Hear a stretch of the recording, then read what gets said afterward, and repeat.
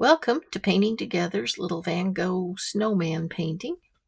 There's a bigger one that did in the background with a live class the other day, and the snowman's a little bit different, but that's basically what we're doing here in this small take-home kit that's going to be available at a fair that's coming up and at our little store in Gatlinburg.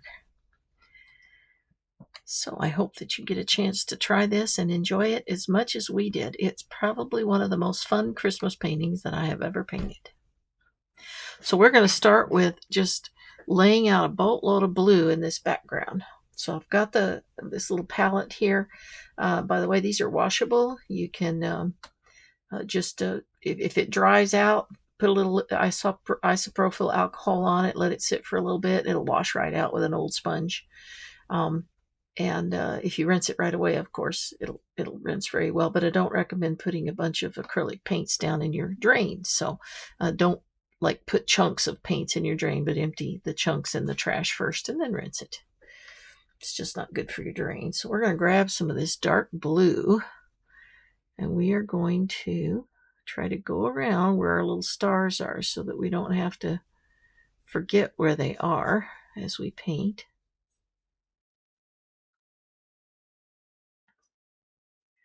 I'm just going to cover this whole background with this blue, and I actually like the streaks that it's leaving. That's kind of helps us with our background, because in my mind, I know it's supposed to be wind, but in order to picture how the movement is, just think about water going around something, and that will help you picture how to use your brush to make the shapes of this blowing wind. So you see how I did that, where I brought the wave and then around the little star. So that's kind of the basic shapes that we're going to be doing with our blue sky. And the tree doesn't have to be exact. You can follow as closely to the lines as you want. When we did this in class last weekend, we didn't even have a drawing, because it does lend itself to some considerable looseness, which is just a painting term for not being crazy detailed with it. I tend to be a perfectionist, so I tend to get a little too detailed. So it's good for me to be a little looser in my paintings. Now this stuff dries pretty quick, so you want to move it along. Everything that you're doing, you want to kind of move it along fairly quickly. We're going to leave the middle just a little bit white so we don't forget where it was. The rest of it is kind of a wave again, just coming around.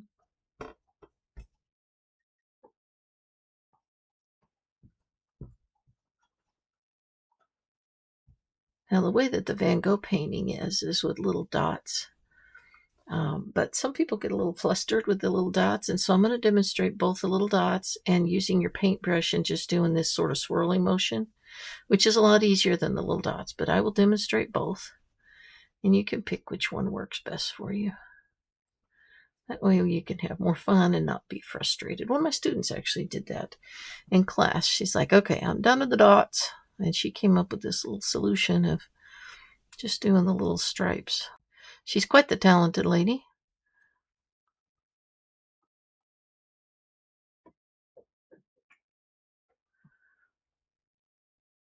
Getting my sky done.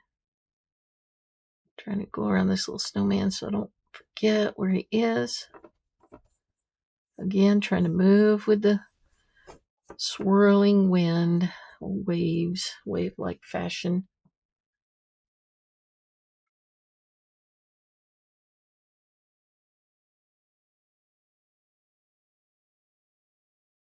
Okay. Now,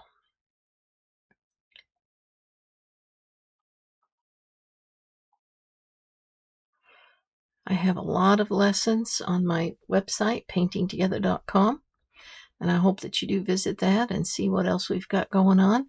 I have a Painting of the Month club that you can join, and you'll get a different painting every month. And because I am a professionally trained artist, I went to art school. You don't just get the basics like you do in a paint and sip type class, but You get a lot of extras like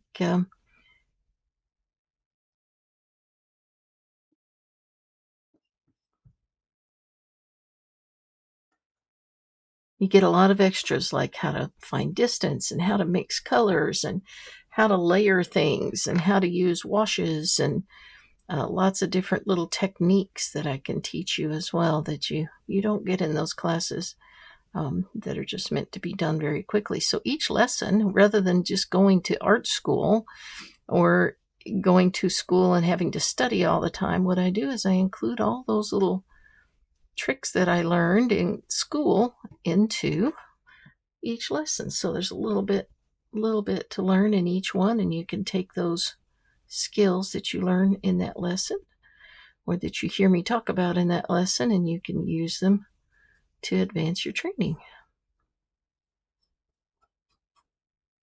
I am a professional artist, and I do sell art, and I do commissions, and I'm in art shows, and I have my art in a couple of different galleries and little shops.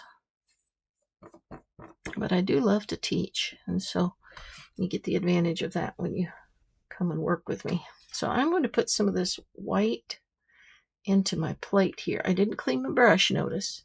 So this is sort of a tan color now because I didn't clean my brush.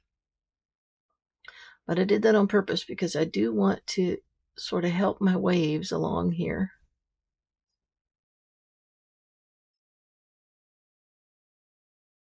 And this is the big one. We don't want to lose the big one. He's important. So this is the way my friend did it that didn't want to do the dots, and I wanted to show you how she did it. So she just made the circles with her paintbrush so that it swirled around everything. And in order to demonstrate it, I'm doing a little bit that way, but then we're going to go to the little lines or dots that Van Gogh used. I kind of like that style. So if you were going to stay with the line technique that she was doing, or that she suggested to make it easier. Okay, so if you were going to do it completely in this style, this line style, you would simply be coming around with your smaller brush as well and just creating these swirl effects, going around and around. And we do that with several colors, by the way. So then you go back with your blue and you go around and around with the blue.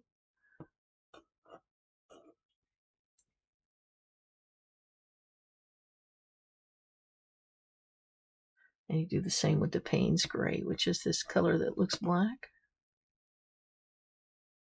So that's the way you do it if you want to just use the swirl effect because the little lines are a little too difficult or challenging, or if it's someone younger and you don't want them to get flustered with it, it is easier to do that.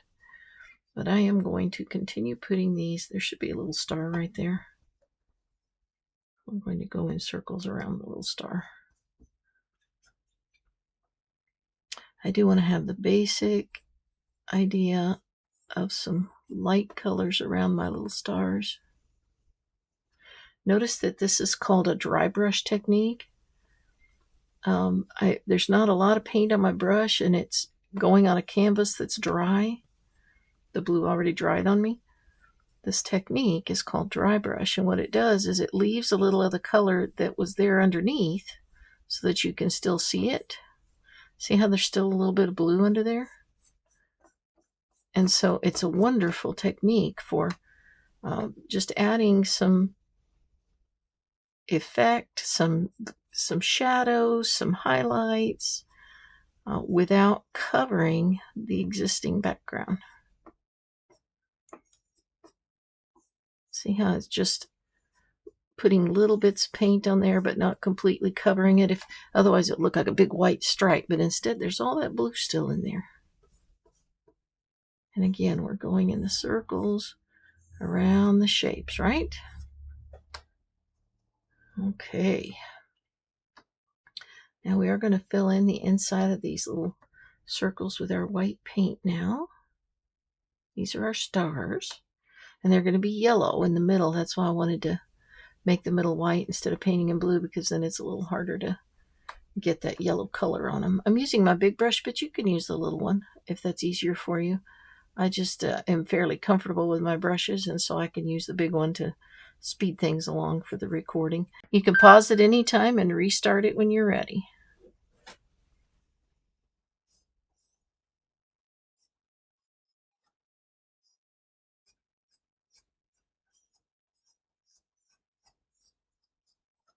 Okay, now I am going to go to my smaller brush, because now we're going to do the little Van Gogh effects on our sky with different colors.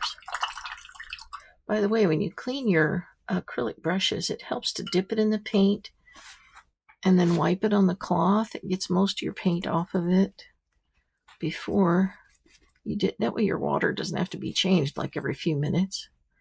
So you get most of the paint off on your paper towel, and then you can go back in and scrub it.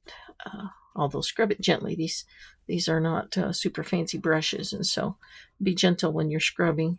Never press straight down into the water like that. Always like this, gentle back and forth for cleaning your brushes. It's one of those little tips. Okay, so now I'm going to go in with some blue, just grabbing straight blue right out of our pan there. And we're going to add some little lines. I think I need to mix a little Payne's Gray with that to make it a little more visible. The Payne's Gray color that we've got there is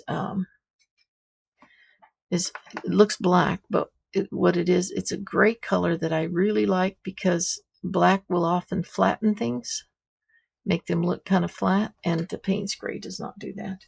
That's a little too dark. That's the color that we're going to put on last, so I'm going to lighten it just a little bit. I changed and eliminated this little star that we had right there, because I realized it looked like it was all going, there was like 6 stars right around this thing in the middle, and it just looked kind of funny. So I decided to make the wave come further, and you'll watch me do that later on. But so right now, when you're trying to do this star right here, I would just go ahead and take this across. You just come around, and remember to take these little lines that we're making and go in circular shapes. I'm going kind of over the other part that we did, because I'm doing more of a line style. I just wanted to show you how to do the swirls if you wanted to do the swirling instead. See how I'm following the pattern that I put on here with my swirls in advance? That's why I did that as I did my background, so we didn't have to work quite so hard to figure out what to do in this stage. Just move with those. Leave room. Don't fill it in, because we're still going to put white, and we're going to put some Payne's Gray on them, so we don't want them to be real dark.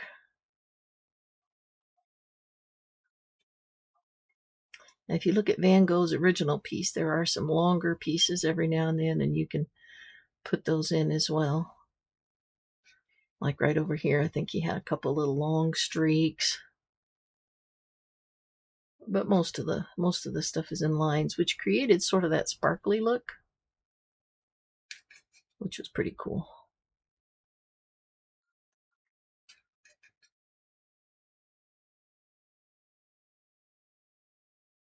I also have, by the way, a brand new watercolor class that I'm putting up on my paintingtogether.com website. Takes somebody that's interested in watercolors all the way from picking your first paints and your paintbrush and your palette and your paper, all the way to painting your first couple of paintings together. And I slipped in a whole bunch of techniques too that I learned over my 40 years of painting, so that your paintings can look really cool even as a beginner. So if you're interested in watercolors, that is definitely something to check out at paintingtogether.com. Okay, I like the way this sky is coming along. Take your time, pause the video, no rush. This is fun. And if you're doing this with a friend, if you bought 2 of them and you're doing it together, you can mute me and just chat and have a blast and just follow along with the pictures, which is good enough, really.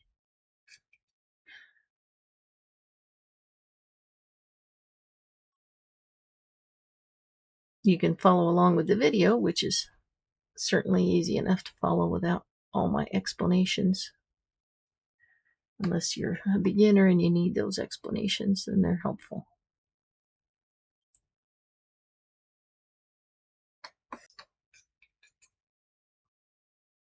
Okay, my swirls are kind of coming up around here and then down. Or my lines, I said swirls, I meant the lines inside the swirls.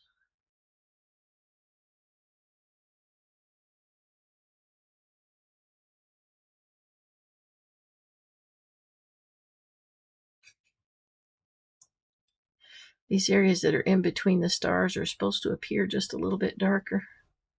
So you can fill that in just a little bit darker in between the swirls.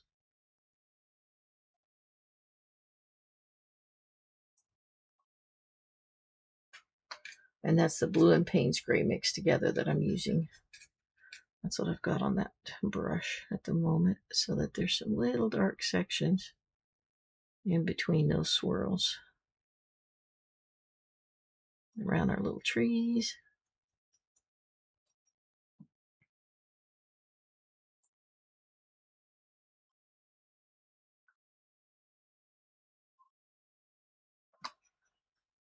This looks like a little wind blowing right by our snowman here.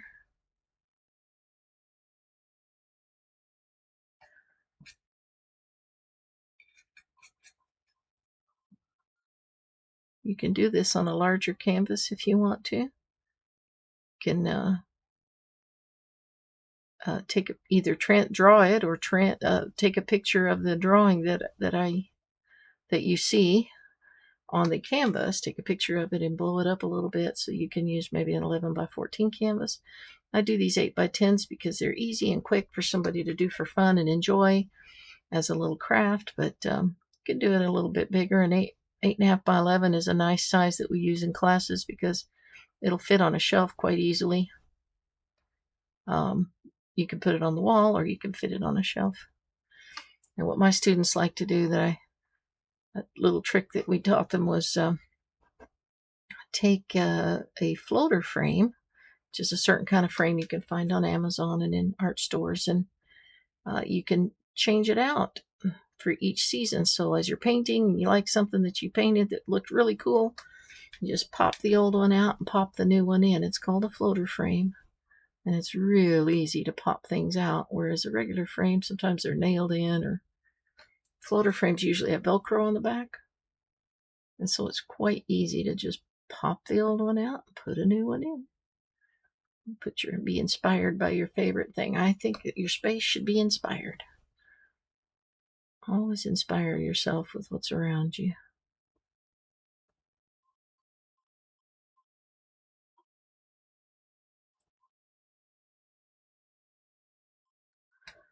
Okay, got the blues done.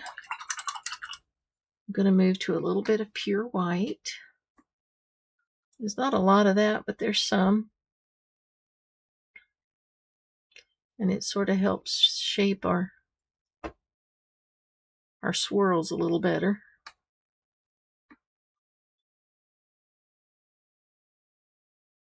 You don't want a lot of this, just a little bit, and the reason you don't want a lot is because we want those stars to stand out. And if it put too much of this pure white in other areas, then our stars aren't going to stand out as much. So I just have a little bit every now and then on this big swirl especially. And then the rest of it is going to go around our stars. And you can make it even a little bit thicker if you want, so that it really stands out. I got you a pretty good white here. It's not a cheap transparent white, so you should be able to see it really well on your canvas. And the stars take it out just a little bit further. Not not all the way around, but in other words, not real. The further out you get, the further apart your little white lines are, so that it looks like the light is lessening as it gets further away from the star. Do you understand what I'm saying? Little smaller lines as you get further away from the star, but stronger towards the middle.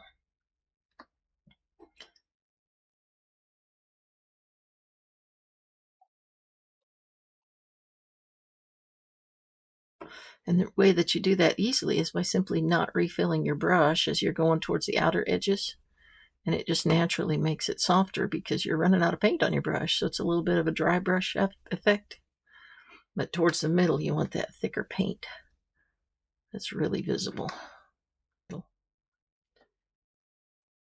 think that one needs to be made to look a little rounder right there. In the middle of that swirl.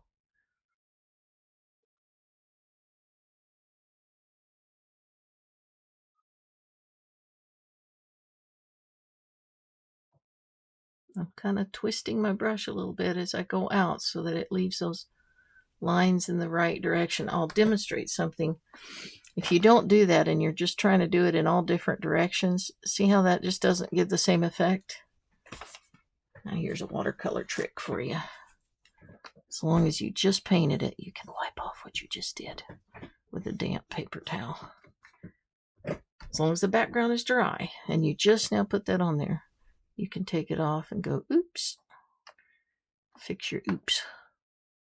But I wanted to demonstrate that it just doesn't look right if you don't make these little lines move in the direction of the wind or waves around your painting. My brush is drying out a little bit, so this is where I'm getting a little further out, so it won't be as bright. I do want a little more white around this little guy because I want him to stand out when I paint him in because he's going to be red. So I wanted to paint a little bit of a white streak around him just so that he stands out better. That was a little too bright, so I rubbed it off with my finger. Okay, right here, we're going to come out. Now this is the moon, and so it's pretty bright. And we'll be adding some yellow to this too, but he's pretty bright. The brightest item, so you want to make sure that you got lots of your white in here. Coming out from the moon. Grab some more white. I probably gave you way more white than you needed, but we do have a snowman as well, so I just want to make sure you have enough. Probably have enough paints here to do 2 of these. Do one and then let your friend do one. Just have to pick up another little 8x10 canvas.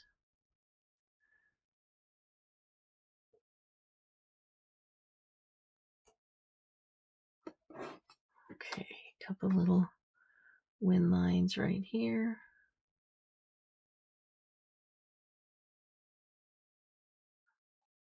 Okay, now I'm going to go to our yellow.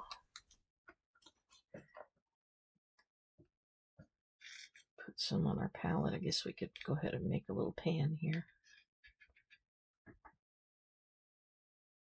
The insides of our stars are fairly yellow. Just going to go ahead and do that.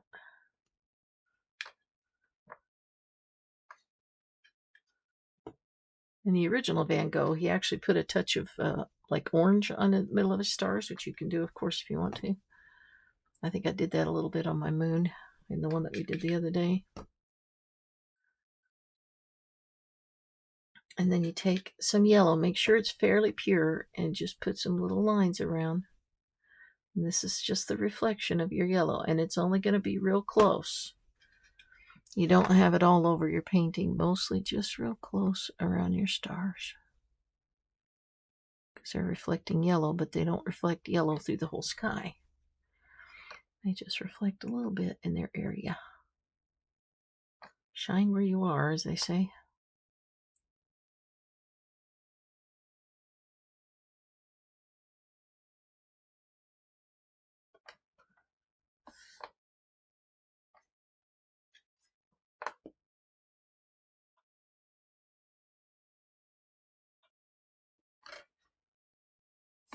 I'll grab a little white because that kind of got blue around the edge. It doesn't look round. Looks better if it's round.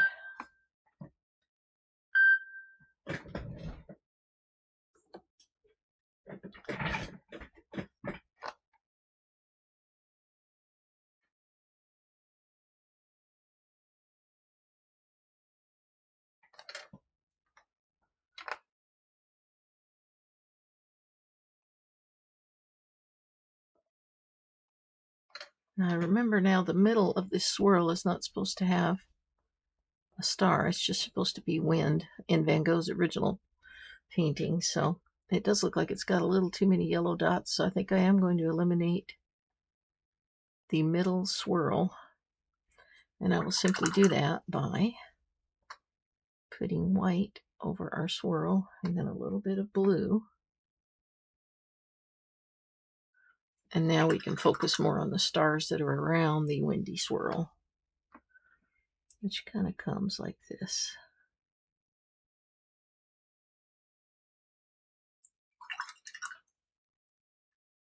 And then we'll go back to our moon, put our little yellows around the moon. I did forget to paint the moon white in the middle, so we're going to do that here in a second too. But we may as well get our yellow moon in before we forget where he goes.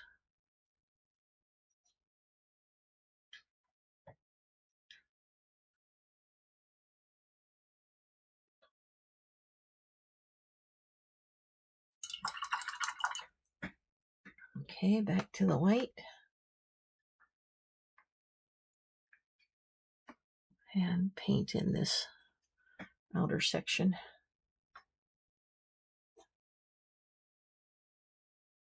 I just grabbed a blob of it because I'm going to be spreading it around. So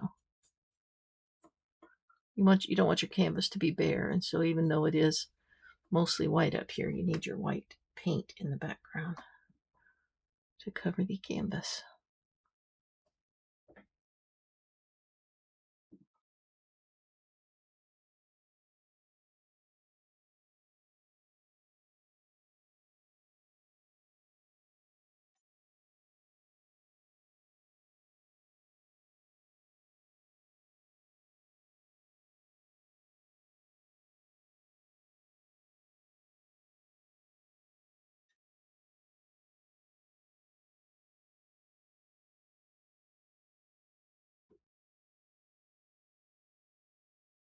Okay, now we'll come in with our yellow.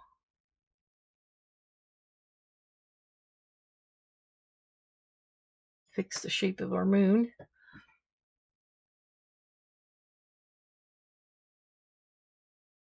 And bring in some highlights around him.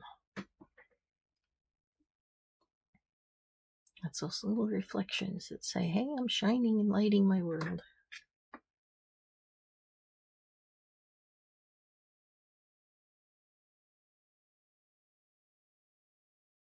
Over here in the corner, it should have had a little bit of blue to fill in that corner. Right over here.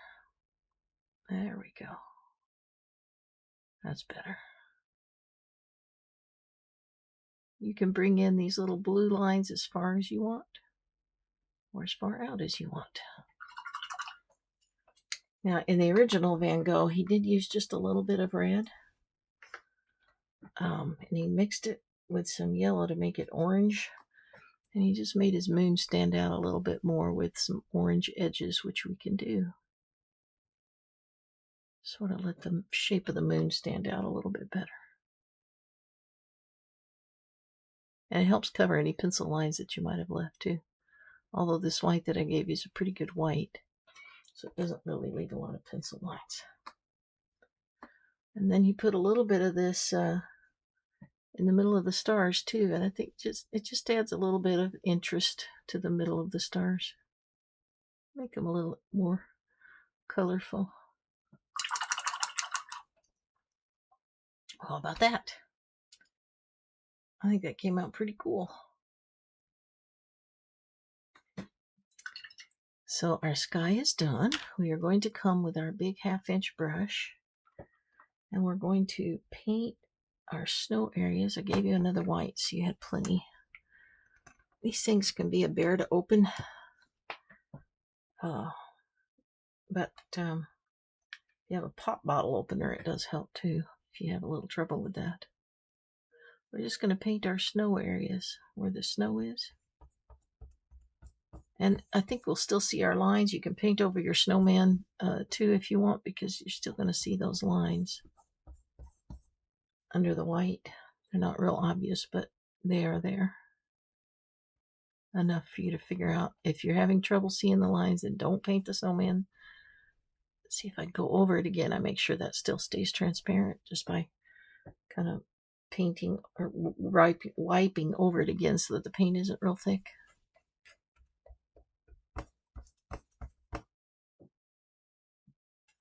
I'm just covering this whole area with white. And then we will add some shadows to our snow to make it look pretty. But we got to get our white on here first.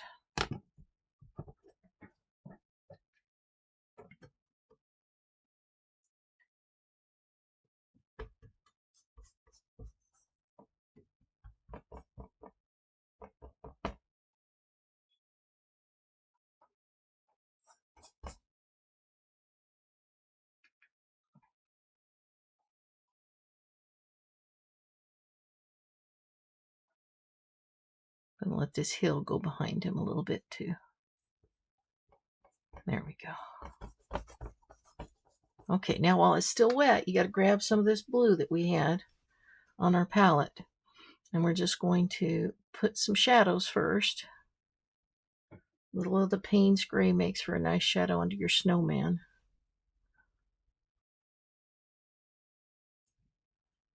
And just swirl it a little bit. See this line right here where I had?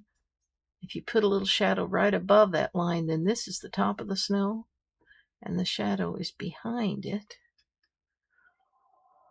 And once it dries, we'll put a little more white on top of it too, but this creates your shadow in the background. And swirl it a little bit every now and then. So it's little hills of snow. Doesn't matter what the exact shape is. We're going to go in with our little lines like we did before in the upper sky, and we're going to do that with the snow too.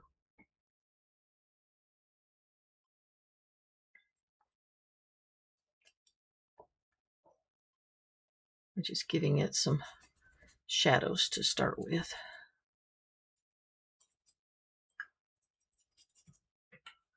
Okay, and then we can come in with our blues and do our little lines, or if you're not wanting to use the little lines, you can just do longer lines with your paintbrush to give the similar effect. I just wanted to add those shadows first so that it was obvious that there is highlights and shadows in our snow. And then this is just the directions of the snow, kind of letting people know where the little hills are. And it doesn't require as much as the sky did, just a little bit. Get a little more blue on our palette there. Make your lines a little bit longer if you want.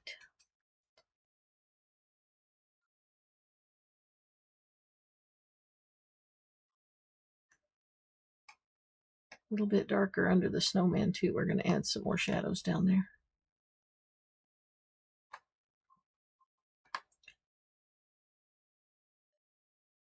Pretty neat, huh?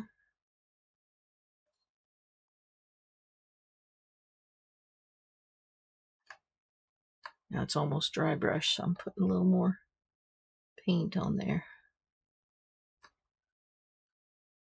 We will put a little bit of yellow down in here too, because the yellow from the stars does reflect down in our white snow a little bit as well.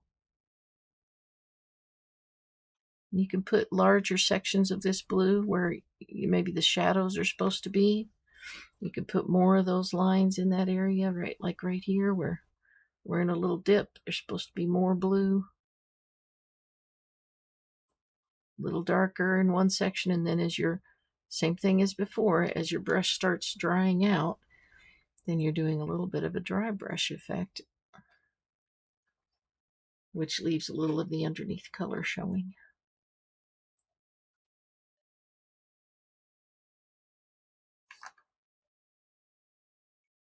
A lot of blue right there.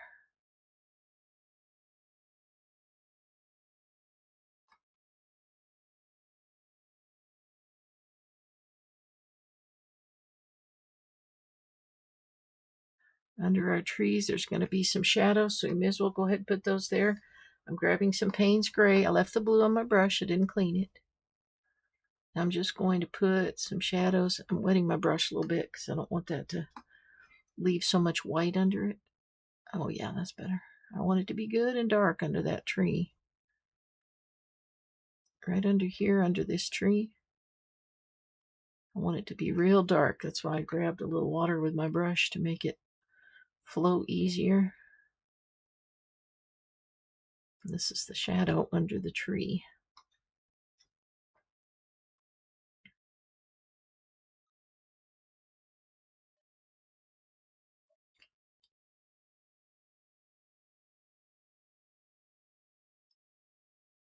And again, you can add blue around it to tie it into that sky style. A little bit of dark under this guy too.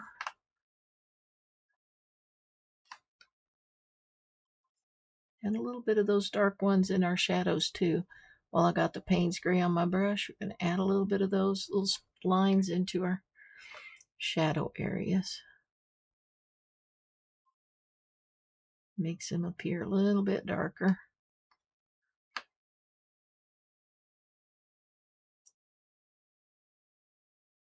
You can do the occasional longer line too, just like we did above.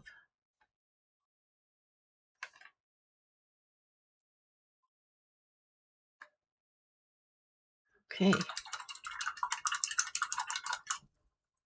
Now we'll bring a little bit of that yellow into our snow down here because it's reflecting from the starlight.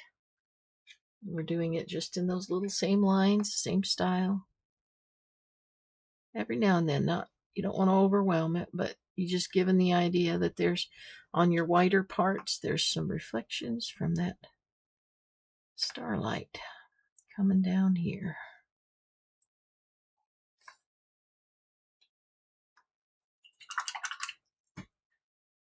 And you can throw in a few little white lines into the shadows too. You can even put, if you want to have snow, if you want it to look like there's snow, you can do that. But with the stars up there, it would look kind of funny, I think, because the snow will sort of cancel out the star effect. And see how nice that looks when you just put a little bit of white highlights on there. It just sort of brings it to life, especially towards the top of the hill. Should have a little yellow up there because it's closer to the moon too. So it's reflecting a little yellow up there.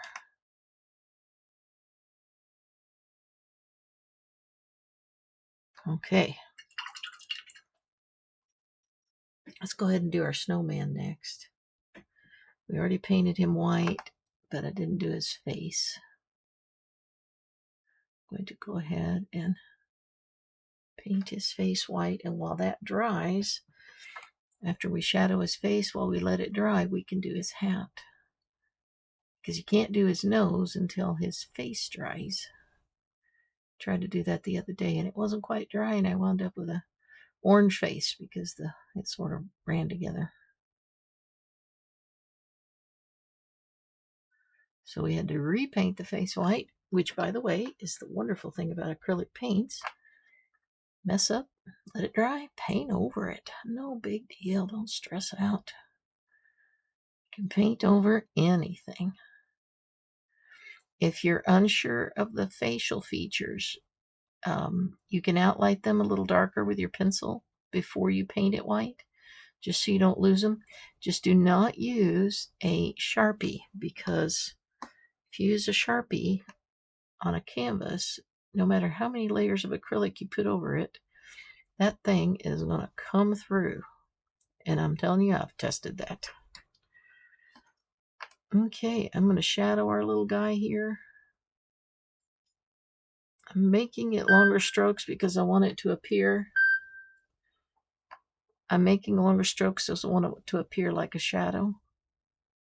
And then we can put the short strokes over it. So grabbing a little bit of that blue Payne's gray color that we had mixed. While this is wet, is the best time to put your little shadows on him. Is while he's wet.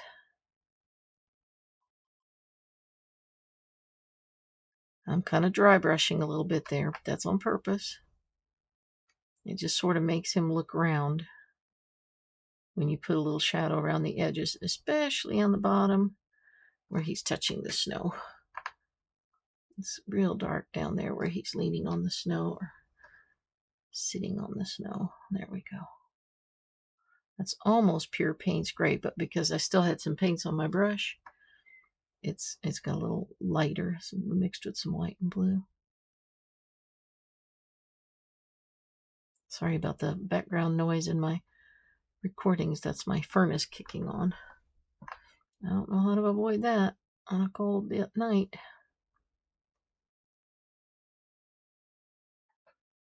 Okay. Oh, I've got a little bit of that bluish color. I'm going to put a little shadow under his scarf. I still got some Payne's gray on my brush, so it's kind of a blue Payne's gray. And then right around the bottom of his face while it's still wet, I'm going to give his face just a little bit of shadow. I want to blend it in pretty well so that it doesn't appear too linear, because we don't want to distract from his mouth, right? That's the shadow under his hat. Now I'm going to clean my brush and sort of blend that a little bit. Except the shadow under his hat, we want that to be really obvious, but the rest of it needs to blend in a little bit. There we go. And that's just because there was a little water left on my brush when I washed it. And so it makes it blend that real nicely.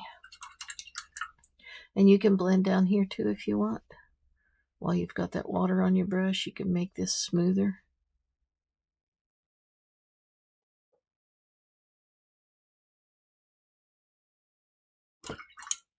And then we'll put that same Van Gogh type effect in here with some lines to create our reflections and shadows.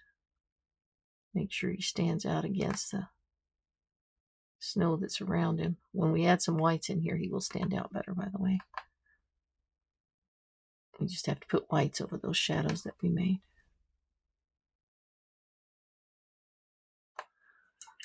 Okay, we'll do that now before we forget. See how that sort of lightens up that whole little snowman area so he's not quite so dark. But you definitely can tell that he's round, and that's what these shadows do. They give you the rounded shape that you don't get if you just make him flat.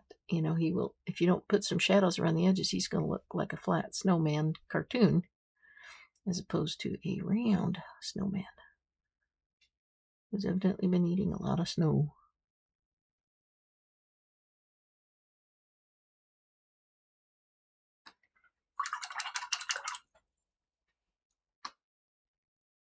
I'm going to shadow. I don't like that my snowman isn't standing out quite as much, so I'm going to take this brush and just darken some of these areas around him so that he stands out better. Just had a little bit of that paint on my brush after I rinsed it. And that shadows this snow area just a little more, just so that the snowman stands out more. I like that better. I want him to stand out more and not necessarily all of the snow. So now we can add a little more white to him and he'll really pop.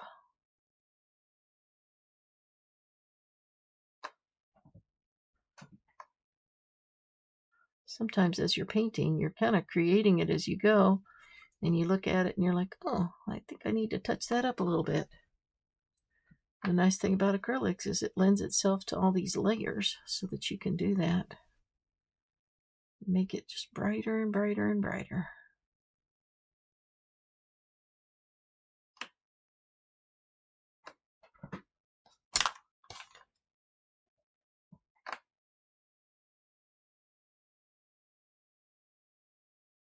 Okay. Now he needs some little buttons. Straight Payne's Gray. 1, 2, 3. They don't have to be perfect. They're made out of coal, remember? I'm going to do his eyes real quick. You can use a acrylic marker for this if you want, or any kind of a black marker. Just remember, if you use a Sharpie, that is there permanently. So if your hand slips and you try to fix it, wherever your hand slipped and made that mark, that baby's there to stay. My hand is very, very stable just from 40 years of painting. So I can do that without any trouble. But if you have any trouble with that, you can use a pen. I'll put a little highlight on his eye, a little twinkle. I think I've even got a very fine tip Sharpie here. That's silver. Is that a fine tip? No, that's not very fine tip. But if you have a very fine tip one, you can do just the middle. But remember, if you use a Sharpie, it's there to stay. They have what's called acrylic markers now. And because they are acrylic paint, you can use them as acrylic paint, and you can cover them so other acrylic paint will cover over them. I'm just outlining his eye.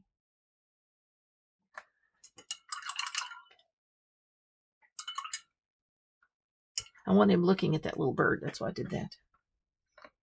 I'm going to do the bird in a minute here. Mixing a little orange for his nose. More yellow in that. Go ahead and give him his little nose.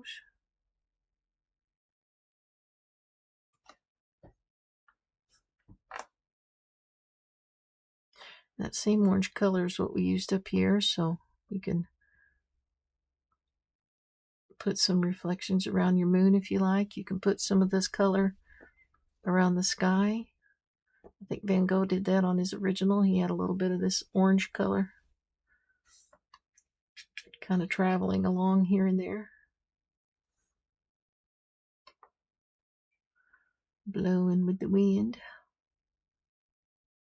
Just gave it a little bit of interest.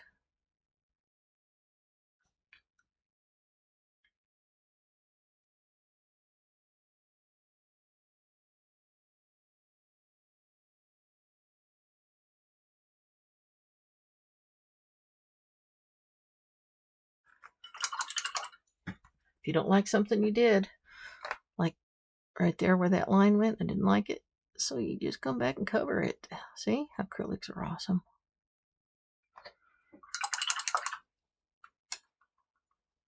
Okay. Needs a mouth. Again, this is a little tricky. You might want to use a marker or a pen if you're not comfortable. Now, you can do the little dots for his mouth, but I wanted to give him a little bit of a cute grin. Actually, I don't like that. I don't like the way that came out. So, like I told you, if you do it right away, you can wipe it off because the background was dry, see? Now that nose isn't dry, so. Now let's see if we can change that a little bit. That's better. Okay. The little dot in his eye is a little too big, so I'm going to make that smaller just by adding a little black. There we go. Now it looks more like a highlight instead of filling in the whole dot.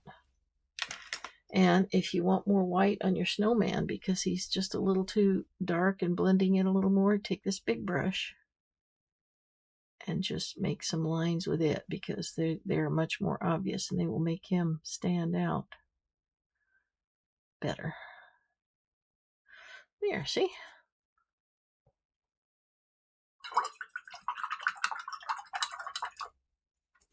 Now he needs his scarf, which is red.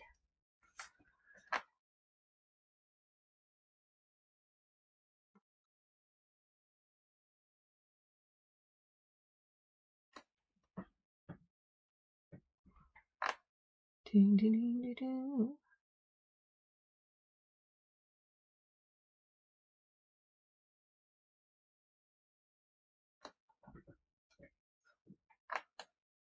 This covers pretty well. If your background is a little too dark, you might get a little bleed there, but in my opinion, that just looks like shadow on his scarf, so I'm okay with it.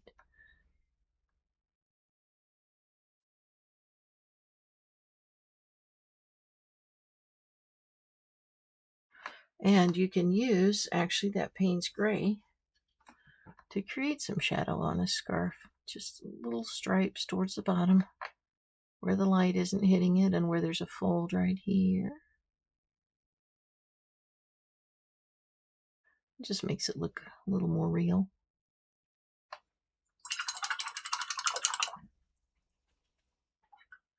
Okay, let's paint his hat.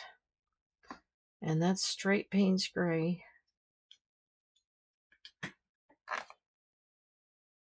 If he's not standing out enough, you can put a little more white in his background, which I noticed right away. His hat's not going to stand out very well because there isn't as much white around his hat area. So we're just going to add a little white. Soften it with a finger drag. There we go. Now his hat will stand out better. I'm just going to fill it in. See how that looks black, doesn't it? But it is Payne's Gray, and the reason for that is when you mix it with the shadows down here, it makes a very pleasant color instead of that really flat black look. We're going to put a little snow on his hat, by the way. I thought that would look cute.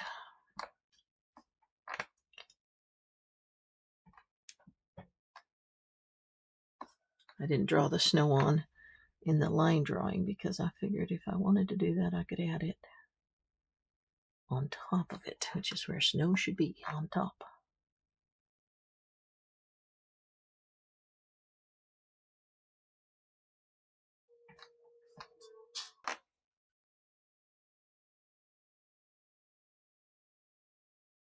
See how the hat, in order for it to look like it's behind his head, you come down a little bit on his head and then take it out. Comes down just a little bit around his head. I'm going to wipe up right there with my clean brush where I kind of went over his shadow.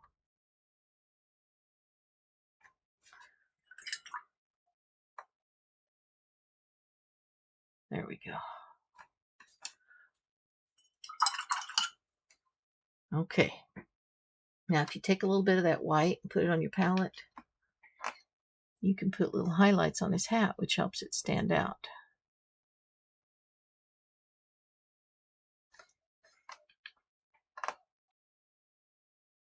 There's a little wrinkle on it.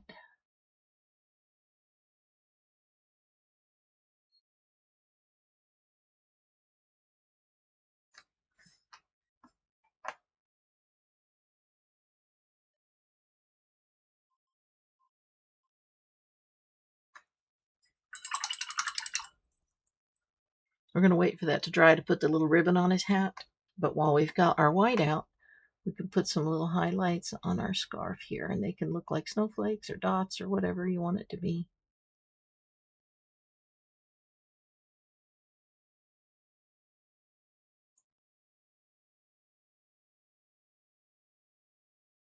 Just adds a little bit of life to the scarf.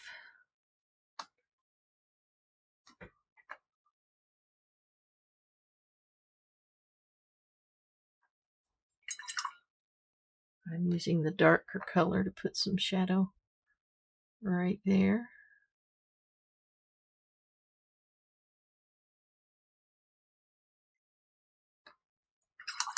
Just helps it stand out a little better. And we can use that same dark color that we have on our brush to increase this shadow down here and make our little snowman look like he's sort of dipped in the snow right there. There we go.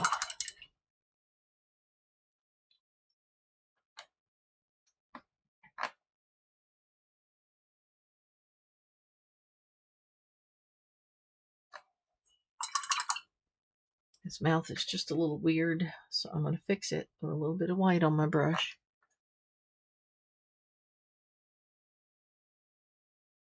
There, see? Amazing what you can do with a fine brush and a little bit of white. You can fix all kinds of boo-boos. Now I'm going to grab some heavier white and put some snow on top of his hat there. Just by wiggling my brush, it makes it look like it's drooping down over his hat. And that's just because I wiggled my brush as I was putting it on. I'll do that again, pretty heavy on my brush here. I'll put it on top. And then sort of wiggle down a little bit. That helps his hat stand out, see?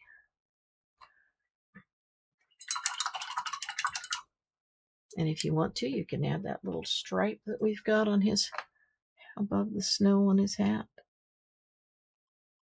Little red band. Works better if your black is dried, which mine is not yet. There we go.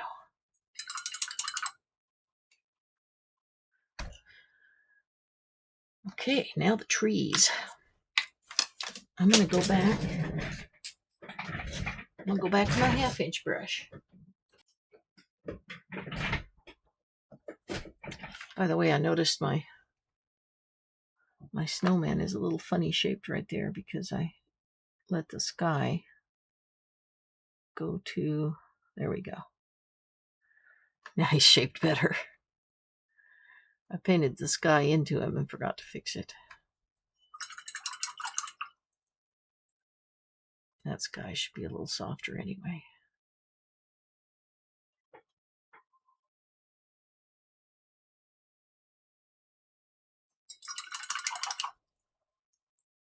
Okay, so now to this 1/2-inch brush.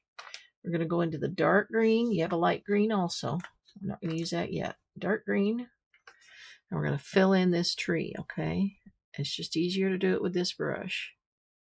If you lay it on its edge like this, see how fine of a line that does? Now, if you do it like that, it's not a fine line. But if you lay it on its edge, you can put your little branches out quite easily with this big brush, and it helps fill in your tree pretty quickly. Instead of having to use the small brush and do a lot of strokes, you can use this, by laying it on its side, you can use this big brush and fill everything in very quick.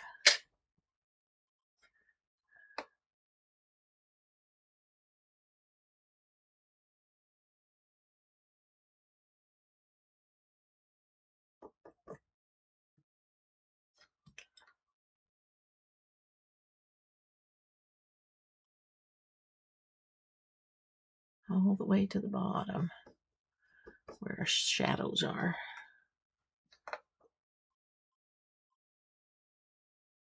We're going to let that dry for a little bit because we're putting our highlights on top of it. So we'll go ahead and do our others while this green dries. If you got any thick blobs, be sure you fix your thick blobs because they won't dry as fast. There we go. Okay. Now for the little tree, I've got to switch brushes. But it does help us get our big tree done real quick. Okay, smaller brush. And we'll do this little guy right here.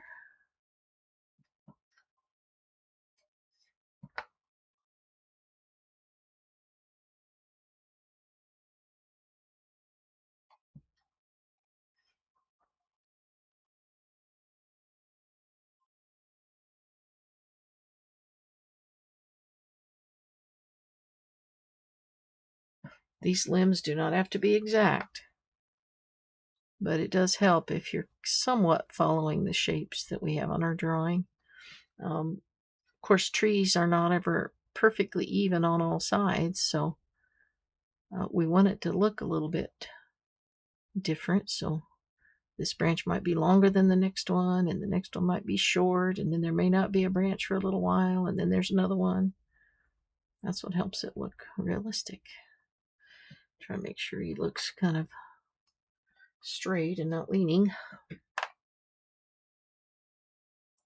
This one is a little further back.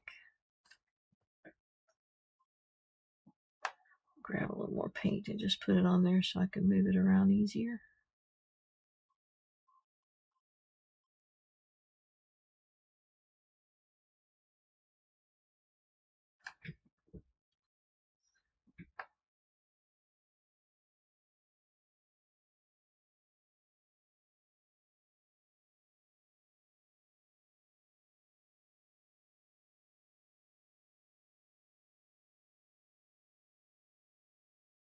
Okay. I bumped the stop button on my recording. So what I just finished doing was adjusting these wind swirls right here because I didn't like the shape.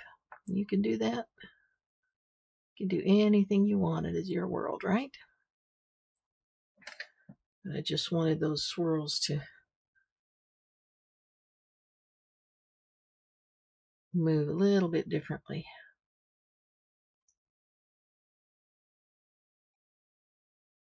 There we go. I'm happier with that. So now with the trees, I've been sitting for a minute, so I'm going to grab this light green, and I'm putting it on pretty thick because I want it to stand out, and I want it to sit on top of the previous color. Mind you, a lot of people will just do this and this, like this, and then like this. And so their tree is just a series of this, and that does not look realistic. See what I'm saying? So what you do is you got to come in the middle and put some branches in the middle like that. And then you highlight the next one and the next one. And then you put some branches in the middle like that. See how much more realistic that looks? Instead of having it all splitting like big upside down V's.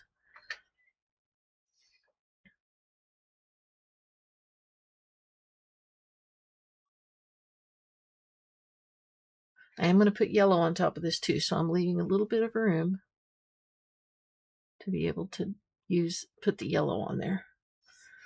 So I don't want to completely bury this dark green down here because we want to see our yellow. Towards the bottom, don't make it quite as bright because it's not going to be quite as bright near the bottom as it is towards the top where the sunlight's hitting it. Okay.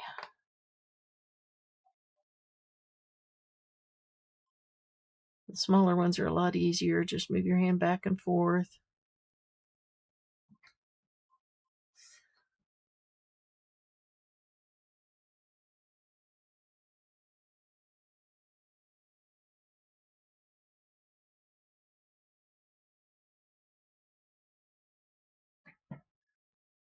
And this one over here is even smaller.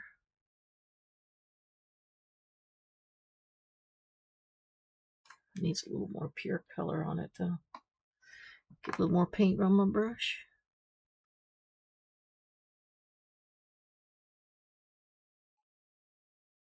You don't want to cover all your dark. That's the shadow that's under your highlights. And if you get rid of the shadow that's under the highlights, then the highlights don't, it'll just be pure highlights and it won't look as cool or as real.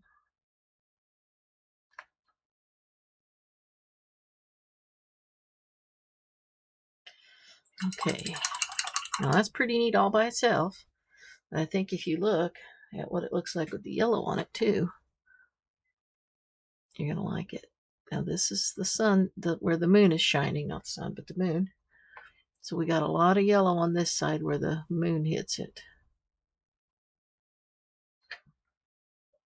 Again, I'm dipping see how much paint is on my brush? That's quite a bit of paint. I want it to be thick so that it'll sit on top of the green and not blend into it.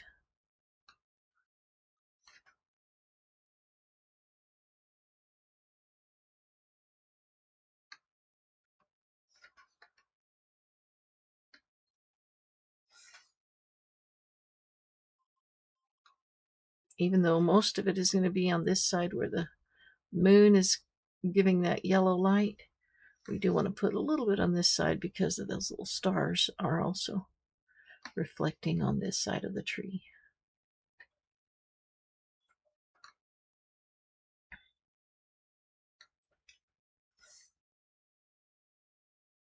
There's no set pattern to this, but so I didn't draw out every line. You'd kind of go crazy trying to follow each line, be more like a paint by number set. So this way it's in the eye of the beholder. The way that you see it is the way you create it, as it should be. Sometimes I add a little white to my yellow so that it stands out better. That was just with a little white added to it. If your previous light green color is is fresh, then this is going to mix with it. If you want it to be brighter, you just wait for your light green to dry and then put your yellow on, and it'll be super, super bright because it'll be sitting on top instead of mixing with it. This got that little light right there, so we want to put some yellow light on that side.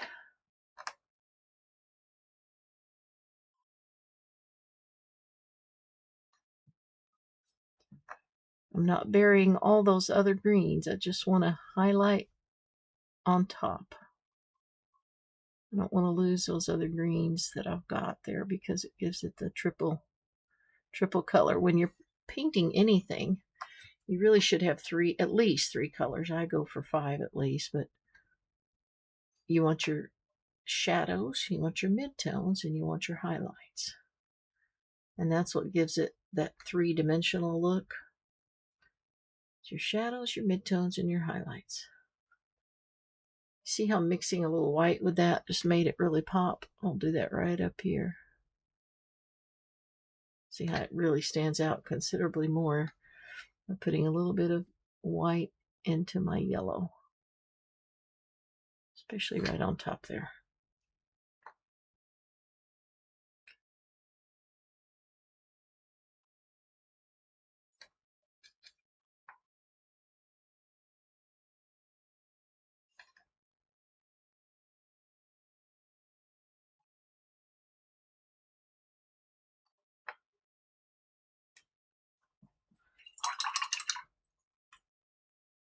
I'm going to add a few more of my middle greens every now and then.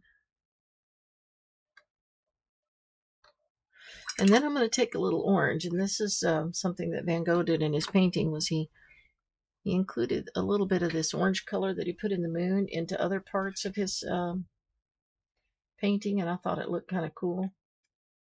So I added a few of these to the tree, and I liked the sort of 3D look that it gave it. I mostly put them in the shadows. But I just liked the way that looked with an occasional little streak of orange in it. Just give it some interest instead of just all yellows and greens. And if you wanted, you could put ornaments on this front tree here and just put all kinds of little round ornaments and put little sparkles around them, the lines around, reflecting lines like we did around our stars. You could put that around your ornaments. It's an idea to make it your own. Throw a few of those little colors down in here as well.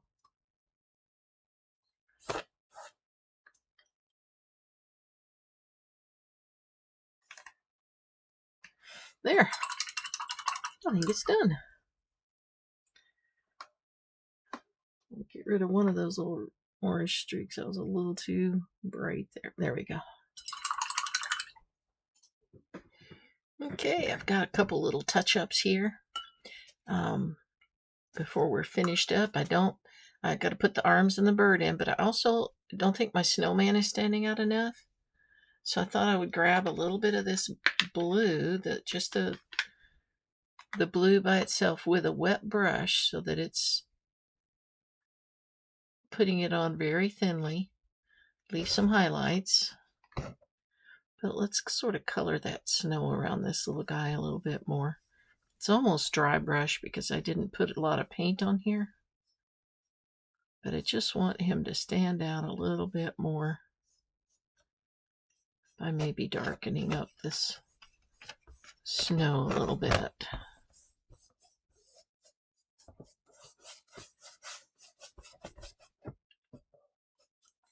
I think that helps him stand out a lot better. And then we're going to put the arms and the little bird on.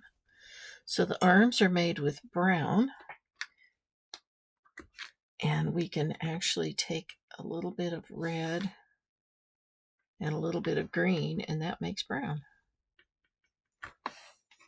You can also make them black if you just want them to stand out really good, but red and green will make a nice brown. And we're just going to put a little arm right here.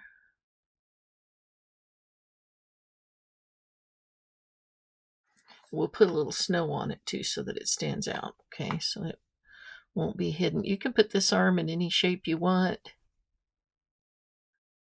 I think I'm just going to have it coming out here to the side. But you could make him waving if you want.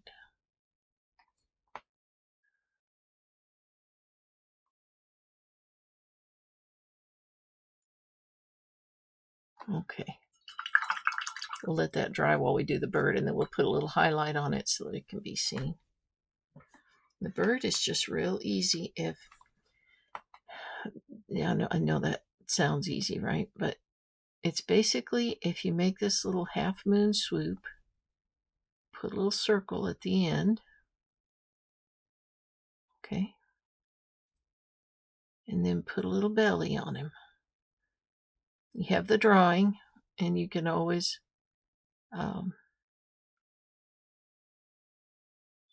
maybe put some white chalk on the back if you need to retransfer it on.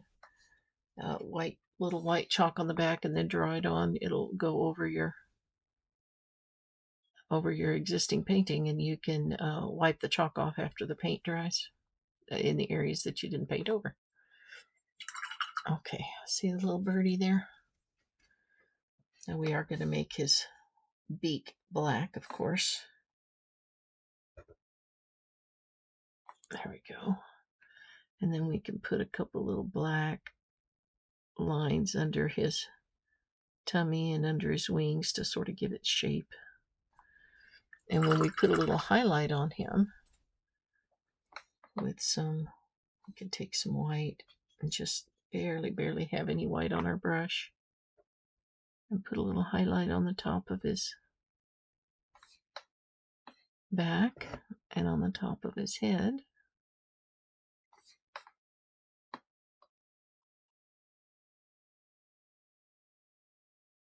It helps him stand out just a little bit. And then we can also put a little black on top of or a little white on top of our branch to highlight it so that we can see it.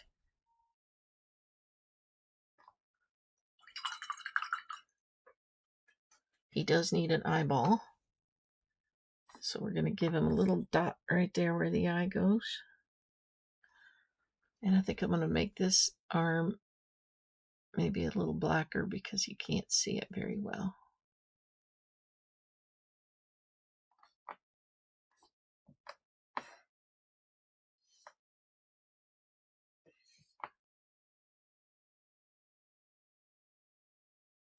There.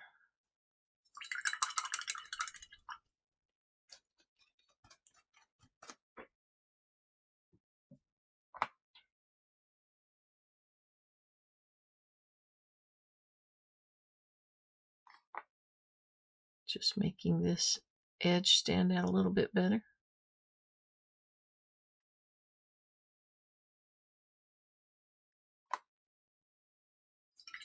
I think he's done, y'all.